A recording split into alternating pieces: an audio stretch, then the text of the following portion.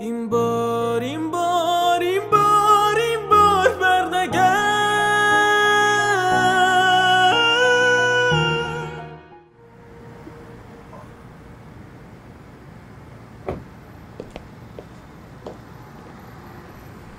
بابا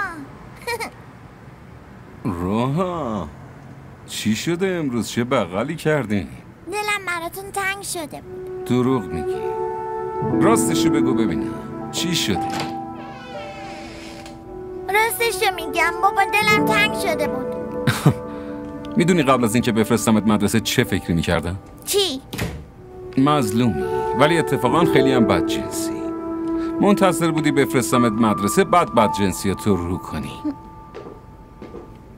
بابا امروز که رفتم مدرسه مامان اونجا وایستاده بود، منو بغل کرد و گریه کرد. خیلی هم گریه میکرد.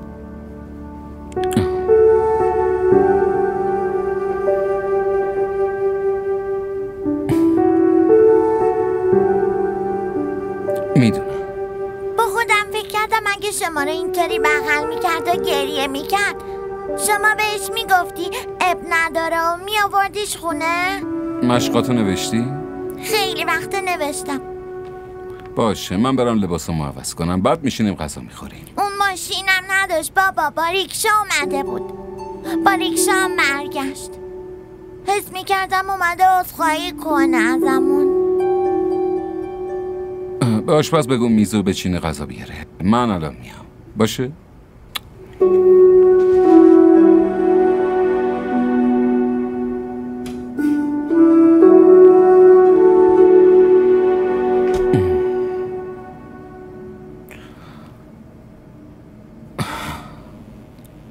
ماشینم نداشت بابا، با ریکشا اومده بود. با ریکشا هم برگشت. حس میکردم اومده ازمون عذرخواهی کنه.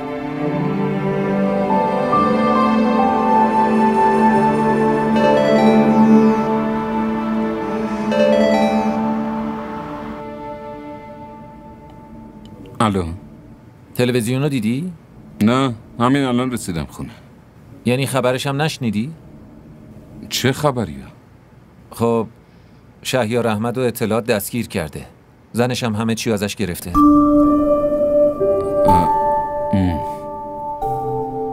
نظری نداری؟ نظری ندارم. باشه من برم. خداحافظ.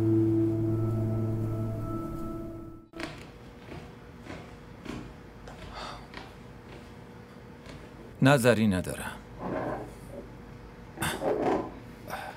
تو راست میگفتی. اونو نابودش کردی.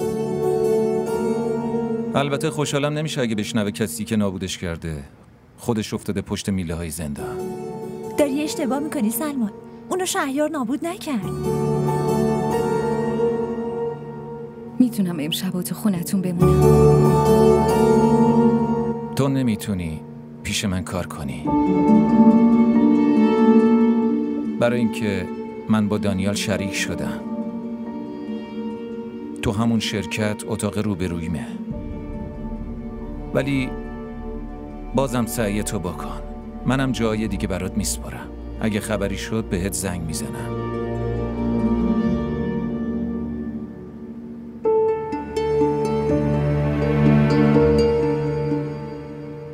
میتونم امشب تو خونتون بمونم. آره چرا که نه. نه مهوش، نمیتونی اینجا بمونی. با غمی که تو صورت اون دیدم نمیتونم به خودم اجازه بدم که تو خونم نگه دارم. علاقه ام به همچین مهربونی ندارم. ببخشید. حتی اگه سلمان هم بهم گفته بود که داری میای اینجا، من نمیتونستم بهت اجازه بدم. هر کاری که باهاش کردی خودت و خدای خودت میدونی. ولی به خدا قسم با این کارت به همه دخترای عاشق توهین کردی.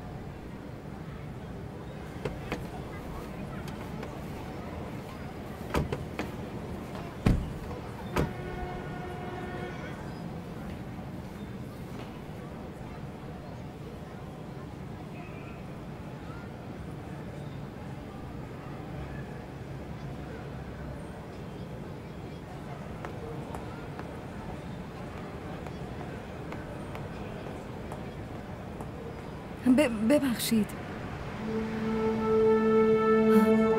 اومدم شما رو ببینم. خیلی وقتتونه نمیگیرم، قول میدم.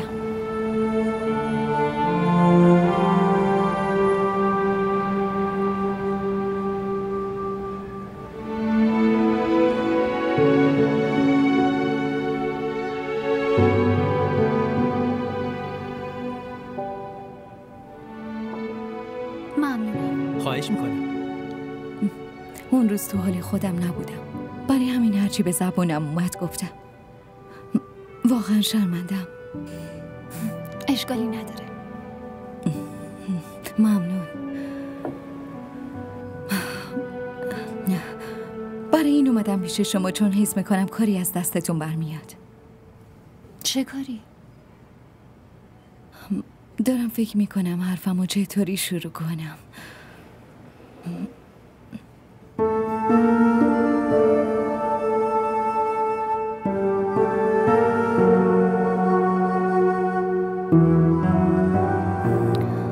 اون داره باهاتون ازدواج میکنه؟ خبر دارم، شکی توش نیست. فقط برای دل خودم میپرسم. اون روز که به دانیل زنگ زدم و شما جواب دادین حس کردم شاید اگه بگید نه هم من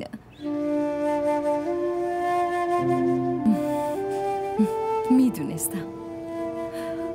میدونید ما دوتا خودمون همو خواستیم و ازدواج کردیم. منم اول مثل اون فکر میکردم، ولی بعدش یه سری اشتباهایی داشتم. لیاقت عشقشو نداشتم. اون میگفت مگه چیه که یه خونه کوچیک دارم؟ مگه چیه که یه حقوق بخور نمیر دارم؟ مگه چیه که ماشین ندارم، حساب بانکی ندارم؟ من تو رو دارم احوش. بیشتر از این دیگه چیزی نمیخوام.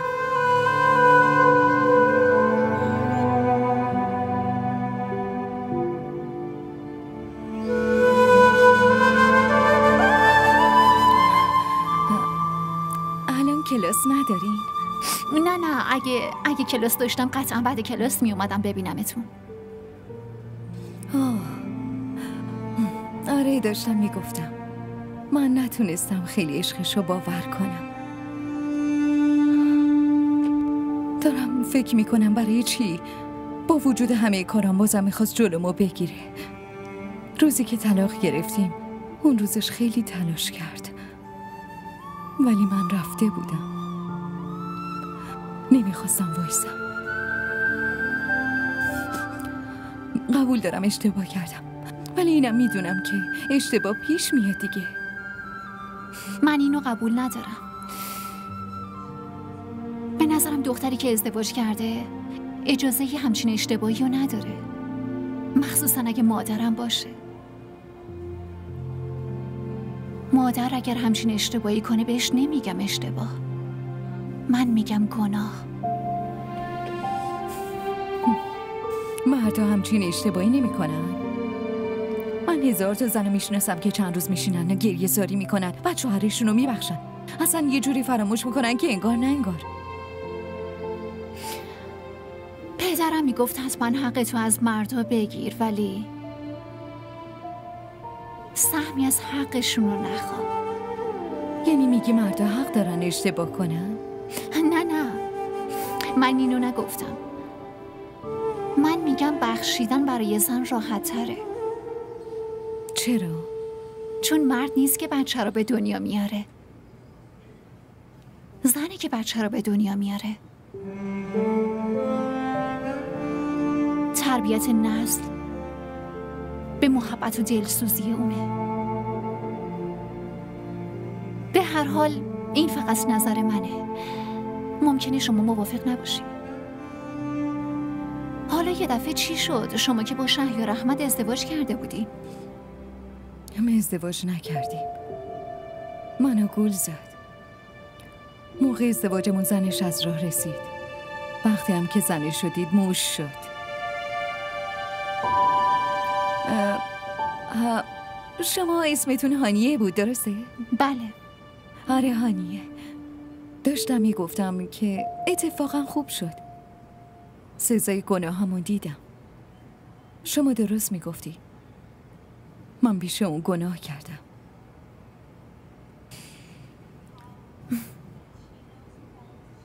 شما پیش اون گناه نکردین. شما پیش خدا گناه کردین. چون که اون شما رو به خدا میسپرد که از خونه میرفت بیرون. شایدم پیش عشق گناه کردین. چون این عشقی که باعث ایجاد اعتماد میشه. اومدم ازتون کمک بگیرم. من چی گفتین؟ گفتم که اومدم ازتون کمک بگیرم. چجوری میخواین تو جنگ با خدا از یه بنده دیگه کمک بگیرین؟ اگرم فکر میکنین تقاص گناهتون رو چشیدین، خب پس برید و دعا کنید که این تقاصی که پس دادین فقط در همین حد بمونه. وگرنه اکثرا اینطوریه که تقاص اعمال تازه از اینجا شروع میشه محوش. اون هم عشقش بیشماره، هم در کنار اون تنبیهش. به عنوان نمونه خودم پدرم و جلوی چشمم دیدم.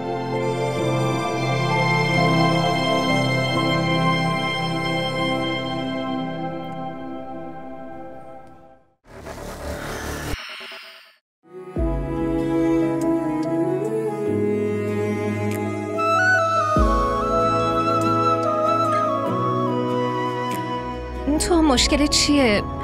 چرا همش به من نزدیک میشی؟ بشین سر جات. خب تو مشکلت چیه؟ تو هم سر جات بشین. هی چرا میری عقب آخه؟ کوئی تو ہو میرا اپنا کوئی تو سہارا ہو غم میرے ٹھہر تو جائیں کوئی کنارا ہو. ایدال 18%، پوشاک استار 20%، نجمیه 18%، حتی نساجی ناصر هم 18% افزایش داشته. تو 1.5 سال گذشته این سهام همیشه افت داشته و فقط یه بار 10% بالا رفته. سلمان صورت وضعیتو دیده؟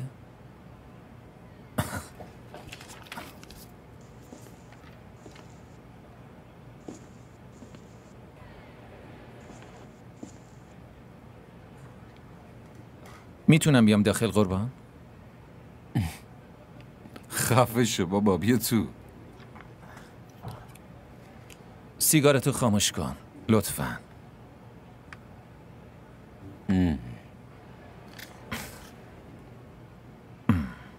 داری چی کار میکنی؟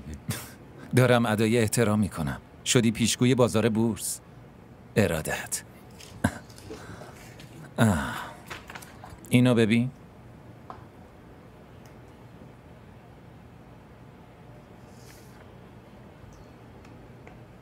باور کن خودم هم نمیفهمم چه خبر شده. به این فکر نکن که چیزی نمیفهمی. اینو بگو که کسی که بهت خبر میده اون کیه؟ بگو خب کیه؟ خواهش میکنم منو نپیچون. به دوستت که دروغ نگو. یکی هوا تو داره. نمیشه که زنی این وسط نباشه و آدم انقدر موفق باشه. هیچ کسی نیست رفیق من. اگرم دارم موفق میشم زنی پشت موفقیتم نیست. اصلا نمیتونه زن باشه. پس چی؟ دلیل موفقیت من پسرمه. اون قدرت منه. مهوش چی؟ ازش انتقام بگیر. چطوری؟ عاشق یه دختر دیگه شو، باش ازدواج کن. برای چی داری میخندی؟ به حرف تو میخندم. آخه خسته نمیشی اینطوری؟ خسته که میشه. برای همینم زود خوابم میبره. مگه نمیبینی به موقع میام شرکت؟ چقدرم سر حالم. خیلی خب یه چیزی رو بهم بگو. اگه اون برگرده و عذرخواهی کنه، به پات بیفته، عشق بینتون رو قسم بده، تو چی کار میکنی؟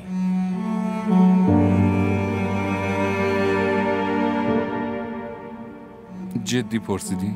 آره؟ به عشق قسم؟ به عشق قسم. دیگه چیه داداش؟ باز برای چی میخندی؟ یه تجربه‌مو بهت بگم. عشق وقتی زمین بریزه دیگه عشق نیست. اینم که گفتی اگه به پام بیفته و عشق اولمون رو قسم بخوره، بیشتر به خاطر اون خندم گرفت. آخه کسی که برای عشق جدید عشق اولشو قسم بخوره عشق اول نبوده.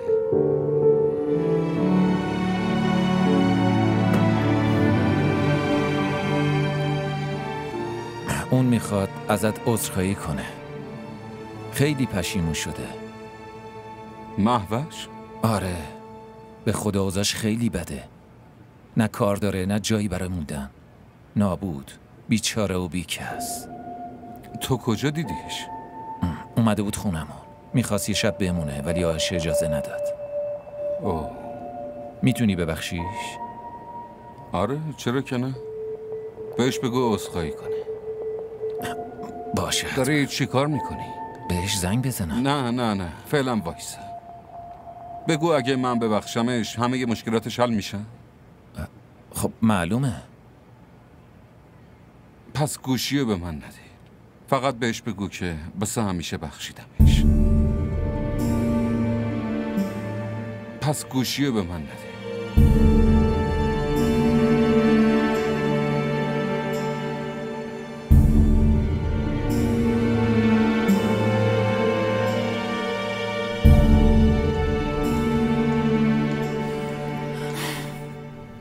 امروز اومده بود دیدنم. کیو میگی؟ مهوش. به به. چرا اون وقت؟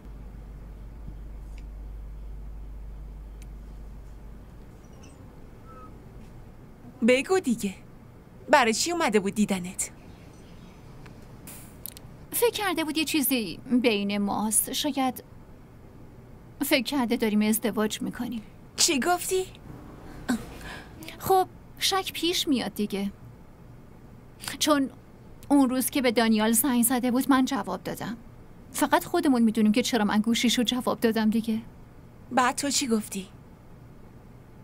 من گفتم نه اصلا همچین خبری نیست. اصلا همچین چیزی هم باشه به اون چه ربطی داره؟ اینجا مردی که پیش تو هم نمیشه کنترل کرد. اون که دیگه اصلا باهاشم نیستش. برای چی باید همچین سوالی کنه؟ راستش حالش بد بود. شهریار ولش کرده رفته. اینم طفلک روسیا برگشته خونش. گناه داره بیچاره. بیچاره؟ آخه بایدم ناراحت باشه. خیلی به بیچاره بد کردم. بیچاره دلش شکسته. بیچاره. بس کن متینه، اینقدر مردمو مسخره نکن. تو هم تمومش کن. خب بیچاره کلمه کوچیکی نیست که بخوای وصلش کنی به مهوش. بهش نمیاد. تو یه معلمی بابا، خجالت نمیکشی به اون میگی بیچاره؟ وقتی میبینمش دلم براش میسوزه. میدونی جلوی من هی بغض میکرد، میخواست گریه کنه ولی خودشو نگه میداشت. شایدم فکر میکرد برای چی باید جلوی من گریه کنه. متینه بس کن دیگه. من واقعا دلم برای اون میسوخت. دانیال تماسشو جواب نمیده نه؟ نه اصلا بهش زنگی نزده. ازش که پرسیدم گفت با چه رویی بهش زنگ بزنم. حالا میزنه. چطور؟ ای بابا، اومده بود تو رو چک کنه دیگه. الان که فهمیده سر راش نیستی حالا دیگه زنگ میزنه. تو برای همین سیم کارت تو از گوشی بابا برداشتی که راه باز شه. اونم یه راست پاشه بره خونش. دانیالم ببینش و بغلش کنه و بگه مهوش کجا رفته بودی؟ من منتظرت بودم. همه چی حل میشه. ولی تو هم دیگه خودتو جمع و جور کن. حتی اگرم عاشقش شدی سیم کارت بابا رو توی گوشی نذار. من عاشقش بشم؟ به به، چطور و چرا یه همچین حسی به دست داد؟ از سیم کارت در آوردنت، از اینطوری خندیدنت وقتی اسم عشق میاد، بعدم از اینطوری ساکت شدنت وقتی میخندی. حالا هر کاری کردی خوب کردی. رو دلت پا گذاشتی و به یه آدم غمگین خدمت کردی. گذاشتی دوباره بره پیشش. ولی یه قولی بده. اگه دوباره پا شد اومد پیشت، بهش نگو که من دوستت ندارم. اینجوری خیلی برات بد میشه.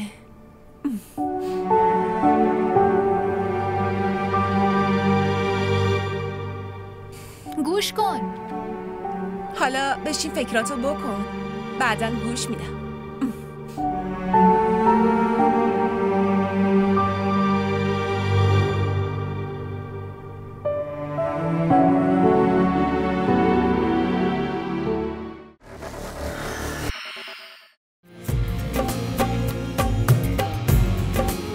اما اسم تو دیگه روی من هست بهادر، ولی همین کسی جرأت نداره نزدیکم بشه. ولی اون روز که اسمم نتونست بهت کمک کنه، چون تا اون روز من تو رو قبول نکردم.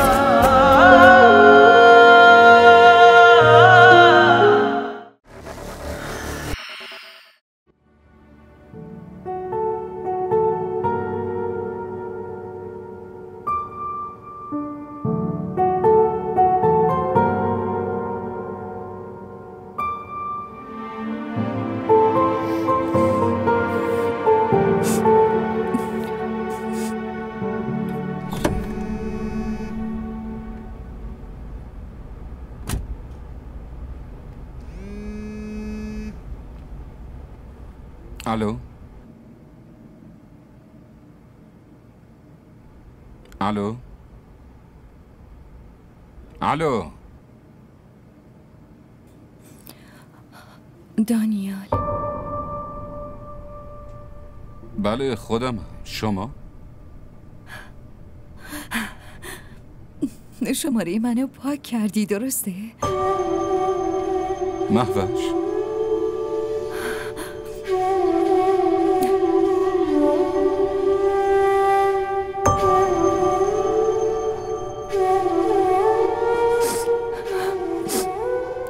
چی شده؟ چرا گریه میکنی؟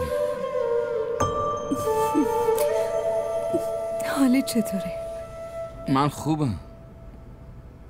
گوشی رو میدم رو.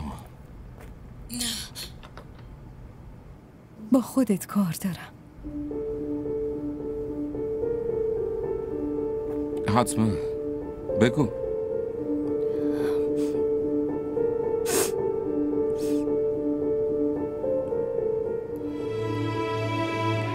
میخوام ببینمت. اینو لطفاً نخواه. من نمیتونم. چرا؟ 5 ماه شده به خودم قبولوندم، فهموندم نمیتونم ببینمت. حتی دیگه نمیتونم صدات کنم. حتی نمیتونم بگم ببین مهوش، دکمه لباسم افتاده.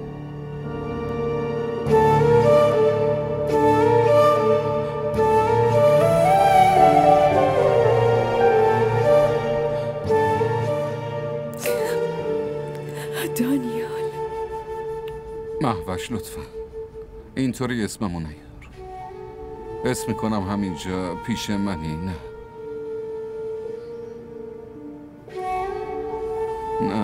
نه تو اینجا نیستی.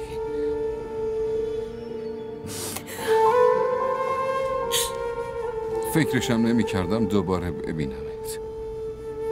بیایی دیدنم و باز دوباره برگردی. نه بر نمیگردم. دستمو بگیری و نگهم داری. به جونت قسم بر نمیگردم. میخواستم نگهت دارم. بهت که گفتم نرو. قسمتم دادم. مگه یادت نیست؟ فقط همونو یادمه. چشمم ترسیده. دیگه به هیچ کس نمیگم نرو. اینم نمیگم کسی که رفته دوباره برمیگرده.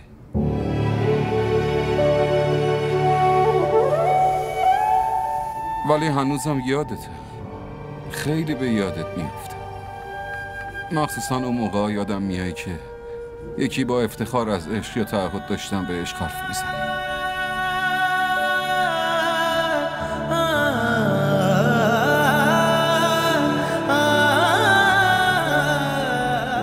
خداحافظ. बड़ी चाल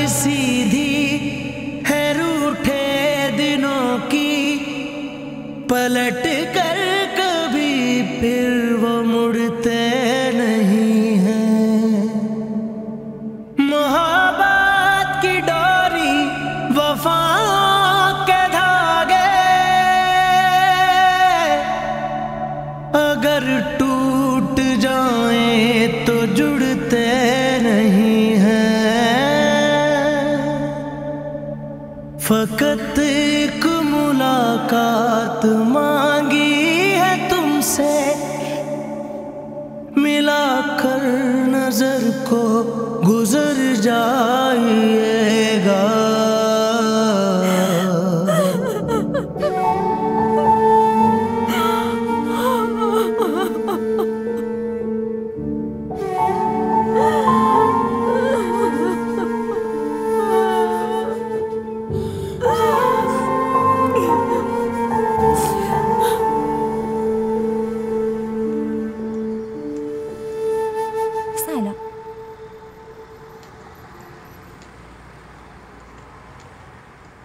سلام، تو آشپزخونه چی کار میکنی؟ به موقع اومدی، دارم برات قهوه درست میکنم. از بس دوست دارم. دوستم داری یا ازم میترسی؟ اینجوری میشه سلمان. یه دختر بد به خاطر نابود کردن زندگیش 10 تا دختر خوب و بدنام میکنه. برای همینم دیشب نذاشتم اینجا بمونه. نمیتونم با آدمای خیانتکار همنشین باشم. بس بابا، این حرفا چیه میزنی؟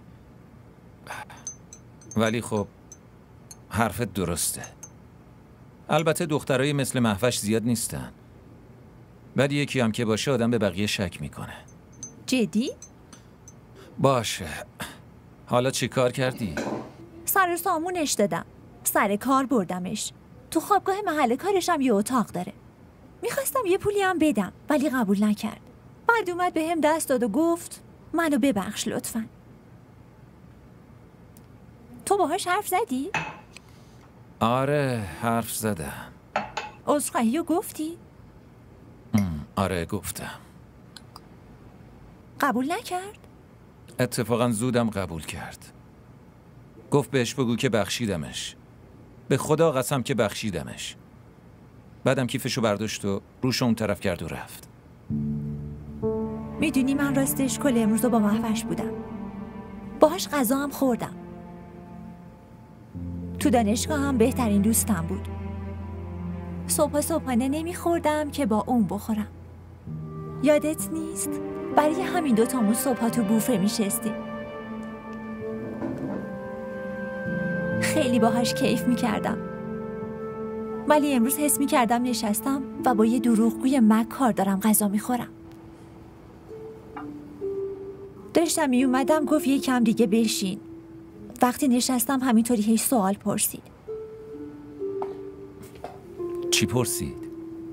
به هم گفت منو یکی گول زد که عشقمون اینطوری یادم رفت. ولی آخه دانیال چه شده؟ یعنی چی؟ یعنی برای چی دانیال دیگه دوستم نداره؟ برای چی دوست داشته باشه خب؟ مگه دوست داشتن الکیه؟ یعنی فرار کن بعد تا وقتی که دوست پسرت یه لحظه سلمان، به سوالش فکر کن. با عصبانیت به جواب نمیرسی. درک کن داره چی میگه. اون میگه دانیال سهم خودش از عشق و نگه داره. چی میخوای بگی؟ باشه فکر کن. یادت میاد اوایلش اصلا برات مهم نبود که چه جوابی به پیامکات میدادم؟ یادته؟ هر ترم میرفتم ازت شکایت میکردم. رفتم پیش رئیس دانشگاه گفتم من از این پسر میترسم. همه یه پیامکاتم خوندم. آره رئیسم گفت برم تو اتاقش، هرچی فوش بلد بود نثارم کرد. روز عقدم در گوشم گفت ببخشید. عقدو ول کن، رو همون جایی تمرکز کن که من عاشقت نبودم. یادته به دانیال گفته بودی دوستم نداره؟ خب نداشته باشه. یادته؟ آره یادمه. اینم بهش گفته بودی که من که عاشقشم، همین برام کافیه. اگه غلط میگم بگو. نه درست میگی، همینو گفته بود. خب چرا اینجوری گفتی؟ اگه عاشق نبودن من هیچ تأثیری روی عشق تو نداشت، عاشق نبودن مهوش چرا روی عشق دانیال اثر داره؟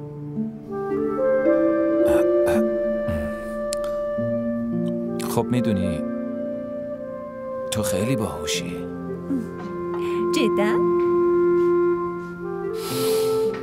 راستش نیستی.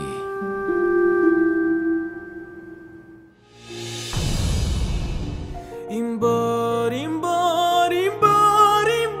بردگرد.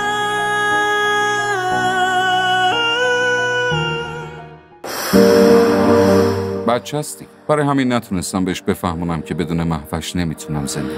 وقتی ول کرد و رفت همون موقع مرد. الانم که بیاد دیدنم دوباره میره. که بفهمم وقتی به خیانتکارا خیانت میشه قیافشون چه شکلیه.